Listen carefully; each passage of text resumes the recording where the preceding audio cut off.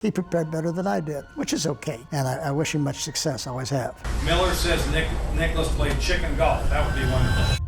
He was insane, but not in the way you think. In June of 1973, Johnny Miller did something that left the greatest golfers who ever lived standing there, mouths open, trying to figure out what they just witnessed. Jack Nicklaus called him crazy. Tom Watson told him to get back in the broadcast booth. Arnold Palmer looked at a leaderboard and asked out loud, "What the hell is Miller shooting?" And Lee Trevino, the best ball striker on the planet, just nodded his head in pure respect. This is the story of the first time golf's legends faced Johnny Miller, the man they called the human laser. And trust me, what happened at Oakmont in 1973 changed everything. Let me paint the picture for you. The early 1970s golf world was a kingdom. You had the big three ruling everything: Jack Nicklaus, Arnold Palmer, and Gary Player. These guys were called the Immortals. Then you had Lee Trevino and Tom Weiskopf pushing them hard. This was their world, their tour, their time. And then came this 26-year-old kid from San Francisco, Johnny Miller. He was young, handsome, and he had a swing that looked like it came from an instruction manual. He had won the U.S. Junior Amateur. He went to Brigham Young University. He had 2 PGA Tour wins. He even finished second at the 1971 Masters. But nobody thought he was a threat. Not yet. He was just another talented player trying to break through. Then came Sunday, June 17th, 1973, the U.S. Open at Oakmont Country Club, and everything changed in one single afternoon.